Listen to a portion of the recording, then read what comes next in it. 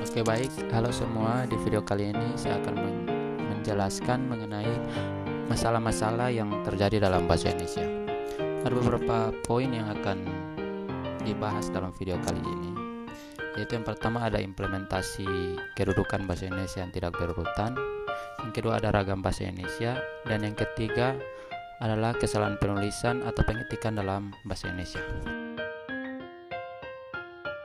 Implementasi kedudukan bahasa-bahasa di Indonesia sama sekali tidak berurutan. Bahasa Indonesia yang pada kedudukannya berada paling pertama justru jarang diaktualisasikan.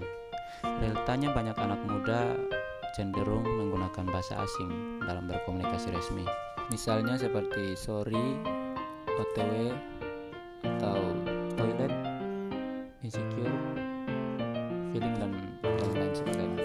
Jadi menurut saya dari poin pertama ini, solusi yang tepat agar implementasi kedudukan bahasa Indonesia menjadi peraturan adalah yang pertama, memiliki kesadaran diri bahwa bahasa Indonesia adalah bahasa nasional yang mampu menyatukan berbagai suku di daerah.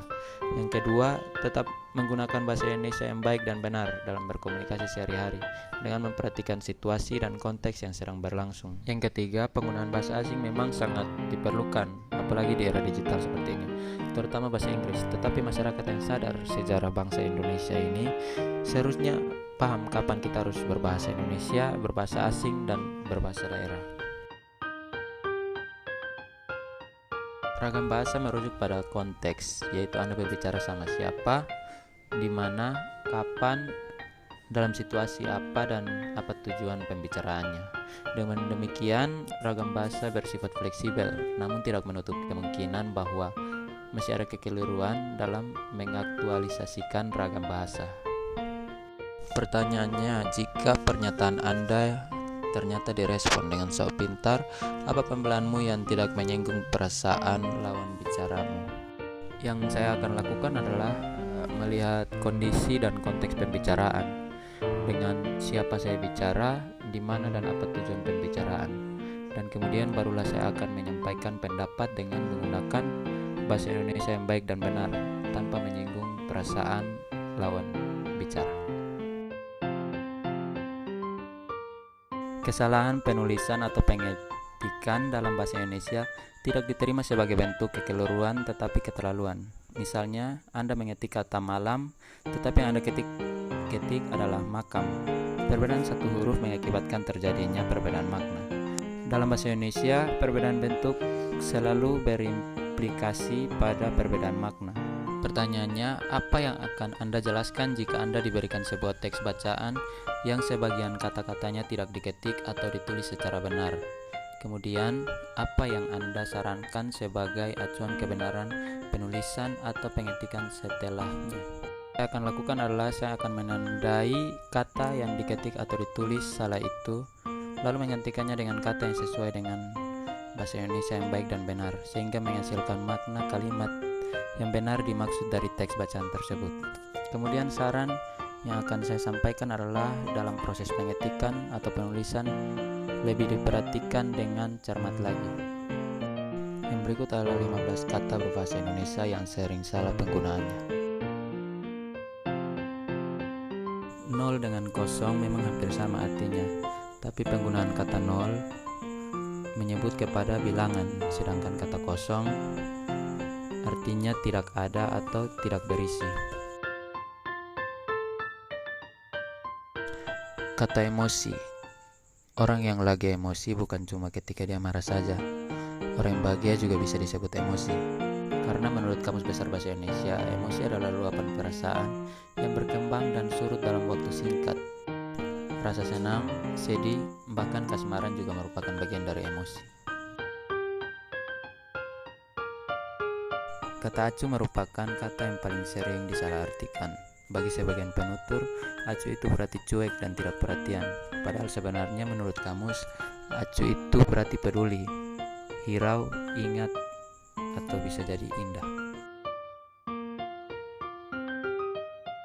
Mantan berarti bekas. Keliru jika kamu mengatakan bahwa dulu mantan. Katakan saja dulu pernah. Jangan lagi kamu mengatakan orang yang tidak peduli sama lingkungan sekitar dengan sebutan antisosial. Ini keliru. Antisosial berarti perilaku yang melawan masyarakat atau lingkungan. Seharusnya kamu menyebutnya asosial, karena asosial memiliki arti tidak bersifat sosial, tidak mementingkan kepentingan masyarakat. Yang berikut adalah sekedar dan sekadar. Menuliskan kata sekedar itu salah, karena dalam Kamus Besar Bahasa Indonesia tidak terdapat kata dasar kedar. Yang ada adalah kadar, jadi yang tepat adalah sekadar. Yang berikut adalah nasihat dan nasihat. Jangan keliru dengan kata ini, karena yang tepat adalah kata nasihat. Karena dalam penyerapan bahasa Arab ke Indonesia yang berkaitan dengan perubahan bunyi, huruf harus disesuaikan dengan ciri khas Indonesia, melafalkannya. Maka dari itu penulisan huruf vokal yang tepat menggunakan i bukan e. Jadi yang tepat adalah nasihat. Risiko. Kata ini diambil dari bahasa Inggris, risk. Dalam Kamus Besar Bahasa Indonesia, arti kata risiko adalah akibat yang kurang menyenangkan dari suatu perbuatan. Jadi yang benar adalah risiko, bukan resiko. Kata peduli hanya sering keliru pada penulisannya, padahal kata yang tepat adalah peduli.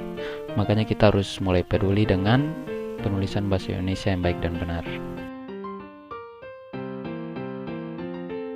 Kata ini merupakan kata serapan dari bahasa Inggris, yaitu analisis. Dalam penyerapan ke dalam bahasa Indonesia, akhirannya adalah yesis, berubah menjadi isis. Jadi perlu diketahui yang benar adalah analisis, bukan analisa. Kata praktik merupakan kata serapan dari bahasa Inggris, praktik. Untuk setiap kata yang memiliki akhiran ic, maka perubahan ke dalam bahasa Indonesia menggunakan ik, sehingga penulisan yang tepat adalah praktik. Penulisan kata yang benar sesuai Kamus Besar Bahasa Indonesia adalah terima kasih. Jadi mulai sekarang penulisan kata terima kasih atau berterima kasih tidak boleh disatukan lagi, harus diberi spasi. Jadi yang benar adalah terima kasih dengan spasi, bukan tanpa spasi. Kata ini memiliki kekeliruan di bagian penulisannya saja. Kata yang baku sesuai Kamus Besar Bahasa Indonesia adalah makhluk, sedangkan makhluk merupakan kata tidak baku. Kata ini hanya memiliki kekeliruan di bagian spasinya saja. Berdasarkan Kamus Besar Bahasa Indonesia, kata yang tepat adalah Idul Fitri tanpa spasi, sedangkan Idul Fitri dengan spasi merupakan kata tidak baku. Kosakata hoax ternyata masih ada dalam bahasa Inggris. Bentuk kata serapan yang benar sesuai Kamus Besar Bahasa Indonesia, hoax berarti informasi bohong atau tidak sesuai fakta. Jadi penulisan yang benar adalah hoax. Yang berikut adalah 5 contoh kalimat yang tidak efektif yang kemudian saya ubah menjadi efektif. Contoh kalimat yang tidak efektif yang pertama adalah mahasiswa berlarian di halaman belakang kampus.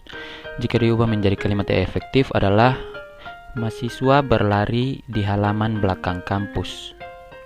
Contoh kalimat yang tidak efektif yang kedua adalah Ragil membelikan sabun ibunya. Jika diubah menjadi kalimat yang efektif, maka Ragil membelikan ibunya sabun. Contoh kalimat tidak efektif yang ketiga adalah pendaftaran itu akan diperketatkan. Jika diubah menjadi kalimat yang efektif, pendaftaran itu akan diketatkan. Contoh kalimat yang tidak efektif yang keempat adalah kepada Bapak Ragil, waktu dan tempat dipersilakan. Jika diubah menjadi kalimat yang efektif adalah kepada Bapak Ragil, waktu dan tempat disediakan. Contoh kalimat tidak efektif yang kelima adalah Ragil membeli 2 buah sosis adiknya. Jika diubah menjadi kalimat yang efektif adalah Ragil membeli 2 buah sosis untuk adiknya.